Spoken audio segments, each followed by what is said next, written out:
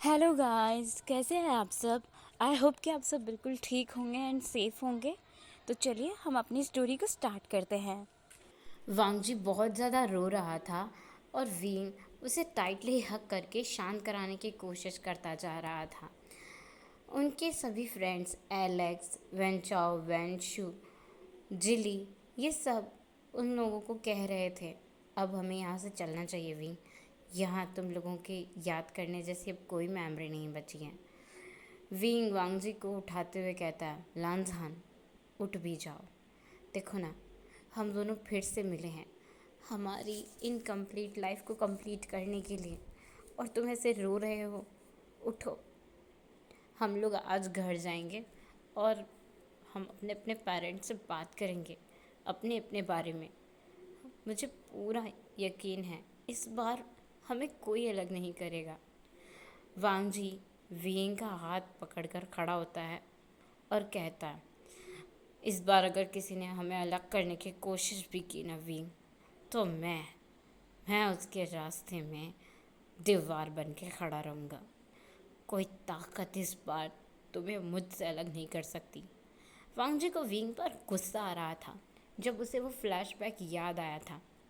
वांगजी wing के collar को पकड़कर अपनी तरफ पुल करते हुए कहता है, और तुम धोखेबाज, कायर, जैसे तुमने पिछली बार किया था, इस बार अगर तुमने वैसा कुछ भी किया ना, तो मैं खुद तुम्हें अपने हाथों से मार डालूँगा और उन सब लोगों को मार डालूँगा जो तुमसे मुझसे जुड़े हुए हैं। वी बस हैरानी से वांगजी को देख रहा था। वेंचाओ वेंशु कहते हैं, बस करो तुम दोनों गाइस, कितना लड़ोगे। चलो, हम लोगों को तुम्हें एक और जगह लेकर जाना है जहाँ जाना तुम्हारे लिए इम्पोर्टेंट है। तो वांगजी कहता है, कहाँ। वेंशु और वेंचाओ कहते हैं, तुम्हारा घर, तुम्हारा पुराना घर बरसों से तुम दोनों का इंतज़ार कर रहा है। क्या एक बार वहाँ नहीं जाना चाहोगे। विंग कहता है, हाँ हाँ, मुझे वहाँ जाना है। वेंचाओ, वेंशु, एलेक्स, जिली, ये सब लोग अपनी अपनी कार्स में बैठते हैं और वेंचा और वेंशु को फॉलो करने लगते हैं। विंग और वांगजी को अभी याद नहीं था कि उनका पुराना घर कहाँ पर था। वेंचा और वेंशु उन दोनों को ले जाते हैं। सबकी कार्स एक जगह पर रुकती हैं। एक बड़ा सा मेंशन था। उस मेंशन के बाहर एक नंबर लिखा गया था, 36। जब वो लोग बाहर निकलते हैं तो विंग और वांगजी को वो नंबर प्लेट देखकर ही याद आता है। वो एक गोल्डन कलर का नंबर प्लेट था जिस पर सिल्वर से 36 लिखा गया था, और ये वांगजी और विंग ने लगवाया था अपने इस मेंशन में। वो दोनों हमेशा इस मेंशन में साथ रहना चाहते थे। पास्ट में वो लोग कई बार यहाँ पर आया जाया करते थे। उनकी कुछ मेमोरीज इस मेंशन में भी थी। वांग जी और विंग दोनों उस मेंशन में आते हैं और उस मेंशन को देखते हैं। वो मेंशन बहुत ज़्यादा खूबसूरत लग रहा था। आज भी वो मेंशन वैसा ही था, बस उसमें कुछ चीज़ें बदल दी गई थी। वेंशु उन दोनों से कहता है, गाइस, तुम लोगों के जाने के बाद इस मेंशन की टेक केयर की जिम्मेदारी मैंने ले ली और मैं खुद इसी मेंशन में रहने लगा। वेंचाओ कहता है, वेल, तुम्हारे डैड का घर वो बिकने वाला था, पर हम लोगों ने उसे बिकने नहीं दिया। तुम्हारे डैड के डेथ के बाद मैंने उस मेंशन को ख़रीद लिया था और मैं उसी मेंशन में रहता हूँ। वैसे तो वेंशु कभी कभी यहाँ आता है, पर ज़्यादातर हम दोनों तुम्हारे डैड के घर में ही रहते हैं जो अब हमारा हो चुका है। अगर तुम चाहो तो वापस वहाँ आ सकते हो विंग। हम लोग बहुत खुश होंगे अगर वो मेंशन वापस तुम्हें देंगे। तुम्हारी जितनी भी प्रॉपर्टी है हम सब तो तुम्हें वापस देना चाहते हैं, क्योंकि हम लोगों के पास अपने अपने बिजनेस भी है सिवाय बोविन के। मुझे लगता है बोविन में थोड़ा सा लालच आ गया है। वो शायद कॉलेज की प्रिंसिपल की चेयर ना छोड़े। तो विंग और वांगजी दोनों हंसने लगते हैं, साथ में सभी लोग। बस एक बोविन ही था जो मुंह बना रहा था और वेंशु को गालियां दे रहा था। कुत्ते, गधे, तुम अपने काम से काम क्यों नहीं रखते। वैसे भी मैंने बस विंग की एक बाइक और उसके कॉलेज की वो एक सीट ली है, जिसके लिए तो मैंने विंग से खुद भी कहा था और विंग ने मुझे परमिशन दी थी। बेवकूफ़ों, विंग तुम्हें याद है ना, विंग कहता है हाँ हाँ मुझे याद है, और मैं तुम्हारे कॉलेज में ऑफिस में वो फ़ोटो भी देख कर आया हूँ जो हम लोगों ने क्लिक की थी। वैसे सॉरी बोविन। बोविन पूछता है तुम मुझे सॉरी क्यों कह रहे हो? वो क्या है ना बोविन, विंग अपनी नेक पर अपने हाथ को रब करते हुए कहता है असल में वो मैं आज कॉलेज में कुछ बॉक्सेस तुम्हारे ऑफिस में रखने गया था, तो गलती से मैं टेबल से टकरा गया और वो जो फ़ोटो था हमारा वो मेरे हाथों से टूट गया है। बोविन को बहुत ज़्यादा गुस्सा आता है। बोविन क्या तुमने मेरा फ़ोटो तोड़ दिया विंग, तुम्हें पता है मेरी पहली सैलरी आई थी, उसी सैलरी से मैंने उस फ़ोटो को फ्रेम करवाया था। बोविन ने पूरा रोने वाला मुंह बना लिया था और उसकी आंखों में पानी छलक रहा था। विंग बोविन को हक करते हुए कहता है बस बस मेरा टेडी बियर, मैं ना एक काम करूँगा, मैं खुद तुम्हारे लिए उस फ़ोटो को फ्रेम करवा दूँगा और बड़ी साइज़ में, फिर वो कहीं नहीं जाएगी। बोविन कहता है ठीक है। वांग जी उन दोनों को ऐसे देखकर हंस रहा था और एलेक्स के शोल्डर पर बार बार मार रहा था। एलेक्स कहता है यार लानजान मुझे मारना बंद करो, तुम मार मार के तुमने मेरी कमर तोड़ दी है, अब मैं थोड़ा बूढ़ा हो गया हूँ यार, मत मारा करो। वांग जी भी हंसने लगता है और कहता है तुम और बूढ़े, अभी तो तुम जवान हुए हो, अभी तो तुम 30-40 के भी हो। एलेक्स कहता है 35 का। वांग जी कहता है ओ तो क्या मैं तुम्हें अंकल बुलाऊं? विंग भी कहता है हाँ वैसे गाइस अब तुम लोग तो बूढ़े होने वाले हो, तो मैं और लानसान तुम्हें तुम लोगों के नाम से बुलाएं या तुम लोगों को अंकल बुलाएं? विंग और वांग जी दोनों ज़ोर ज़ोर से हंसने लगते हैं। वांग जी तो कहता है देखो विंग, वेंचू और वेंचाओ के बाल तो सफ़ेद हो गए हैं। दोनों हंस रहे थे और बाकी सब लोग अपने मुंह बना रहे थे।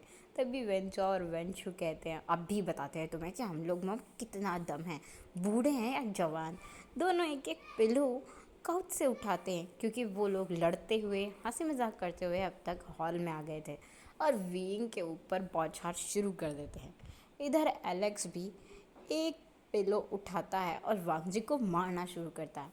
सब लोग वहाँ पर मस्ती कर रहे थे। एलेक्स विंग को मार रहा था और वेंचूर वेंचाओ वांगजी को मार रहे थे। कभी वेंचूर वेंचाओ विंग को मार रहे थे और एलेक्स वांगजी को मार रहा था। जिली बस उन लोगों को देख रहा था और खुश हो रहा था। पर एक बात थी जो जिली को अभी भी खटक रही थी। जिली उन सब की मस्ती देखते हुए सोच रहा था इस बार मैं बिल्कुल भी अपने दोनों दोस्तों की लाइफ बर्बाद नहीं होने दूंगा। मैं इनके पास आने वाली हर मुसीबत को इन तक पहुंचने से पहले ख़त्म कर दूंगा। जिली जो एक स्पाई था और साथ में वो एक सीबीआई ऑफिसर भी था, उसने काफ़ी सारे केसेस की इन्वेस्टिगेशन की थी और वो काफ़ी पॉपुलर भी था। डॉक्टर बनने के बजाय जिली ने सीबीआई बनना चूज़ किया था क्योंकि जब वो विंग और वांगजी की डेथ की न्यूज़ सुना था तब पूरी तरह से टूट गया था। जिली का वैसे भी इंटरेस्ट मेडिकल में नहीं था, पर वो तो अपने दोस्तों के साथ रहना चाहता था, इसीलिए उसने ये मेडिकल कॉलेज में एडमिशन लिया था।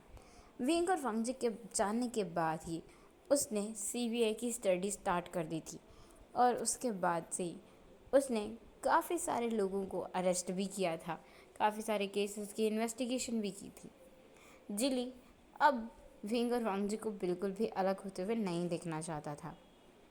विंग और वांगजी सब लोग बहुत मस्ती करते हैं और उसके बाद वेंचू वेंचाओ और वांगजी मिलकर डिनर बनाने जाते हैं। बाकी में से किसी को भी डिनर बनाना नहीं आता था, बट विंग कहता है मैं भी तुम लोगों की हेल्प करूं? तो वेंचू और वेंचाओ कहते हैं बिल्कुल भी नहीं, हमें किचन को आग नहीं लगानी है, तुम अपने काम से काम करो, यहाँ बैठो बातें करो, अपने घर को घूमो, डिनर तो हम तीनों मिलकर बना लेंगे। वांग जी हंसने लगता है। सब लोग डिनर रेडी होने के बाद डिनर कर रहे होते हैं, तभी विंग को एक और फ्लैशबैक याद आता है। वांग जी जो बैठकर फ्राइड राइस खा रहा था, तो विंग को अपनी पास्ट लाइफ का एक सीन याद आता है जब विंग ने वांग जी के लिए फ्राइड राइस बनाने की कोशिश की थी, पर उसने सारे राइस को जला दिया था और वांग जी उन जले हुए राइस को बस देख रहा था और मुंह बना रहा था, और वहीं पर बैठे हुए जिली और एलेक्स अपनी बत्ती सी दिखा रहे थे। और वांग जी विंग से कहता है फिर, मुझे नहीं लगता विंग तुम कभी खाना बना पाओगे। अगर ये खाना मैं खाऊंगा तो मैं 2 दिन तक खाने के लायक नहीं बचूंगा। विंग का मुंह बन जाता है और विंग अपना मुंह बनाकर वांग जी की तरफ देखता है, तो वांग जी उस खाने को टेस्ट करने लगता है। तो विंग उसके हाथ से वो प्लेट छीनते हुए कहता है, देखना तुम एक दिन मैं बहुत अच्छे से खाना बनाना सीखूंगा और तुम्हें खिलाऊंगा। जैसे ही विंग को वो बात याद आती है, विंग स्माइल करता है और कहता है, शिजे, मैं शिजे के हाथ से खाना बनाना सीखूंगा। आज से शिजे मुझे खाना बनाना सिखाएगी। मैं लांजा को अपने हाथ से बना हुआ खाना तो खिला के रहूँ। डिनर कंप्लीट होने के बाद विंग और वांग जी दोनों फिर से अपने अपने घर वापस आ जाते हैं। दोनों एक दूसरे को बाय करते हैं और अपने अपने मेंशन में चले जाते हैं। हॉल में मैडम लैन और मिस्टर लैन बैठे हुए थे।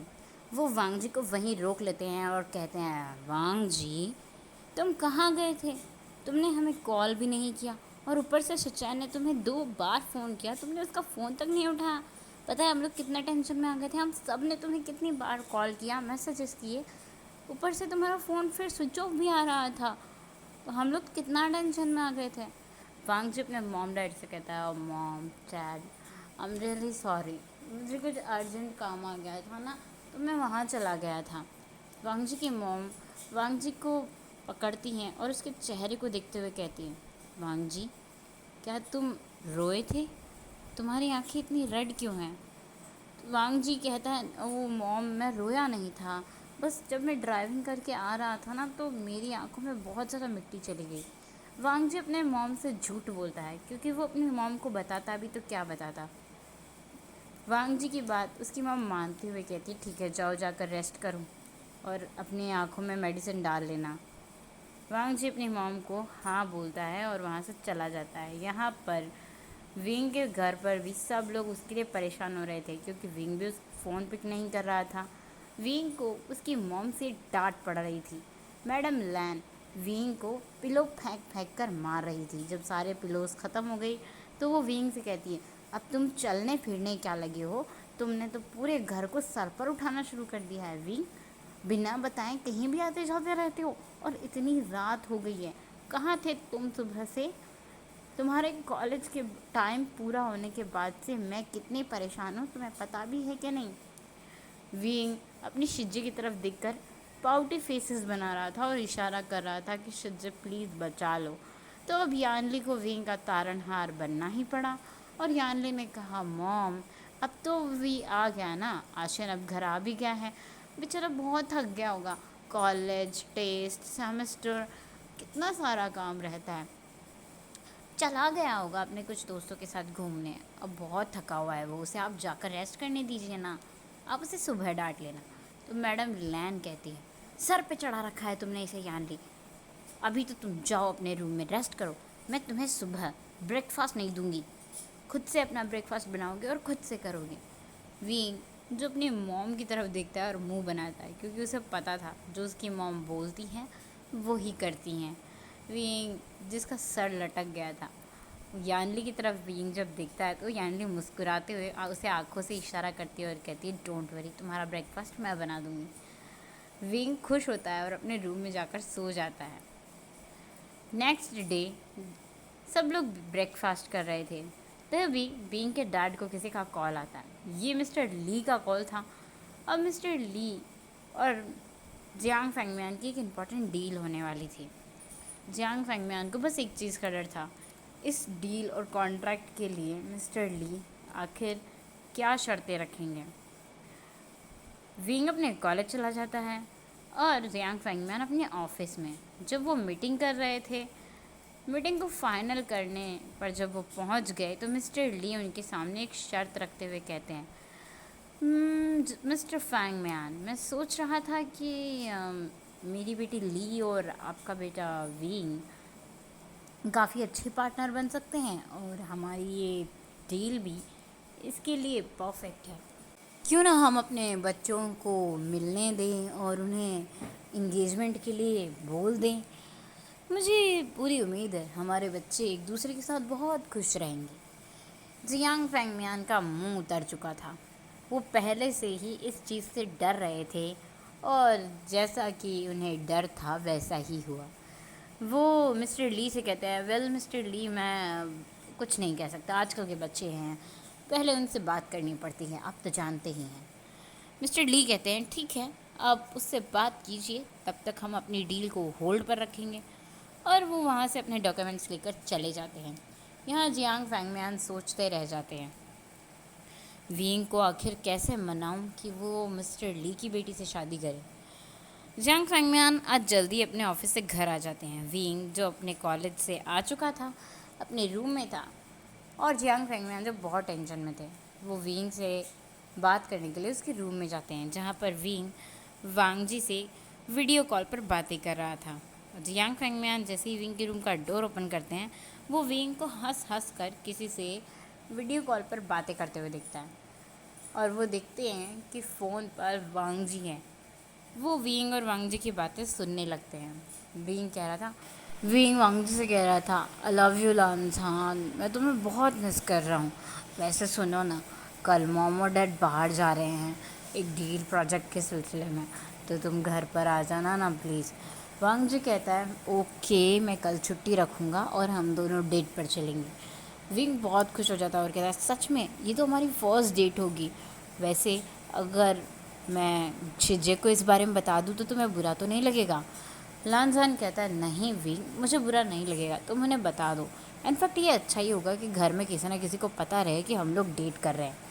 जैसे जियांग फैंगमियान ये बात सुनते हैं, वो विंग के रूम से बाहर आ जाते हैं और अब सोचने लगते हैं कि कैसे वो अपने बेटे को मिस्टर ली और उनकी बेटी से बचाए। सो गाइस, हे गाइस, आज के लिए बस इतना ही। हम मिलेंगे नेक्स्ट पार्ट में। तब तक के लिए आपको वीडियो कैसा लगा प्लीज़ कमेंट करके ज़रूर बताना। Thank you for watching. Bye bye.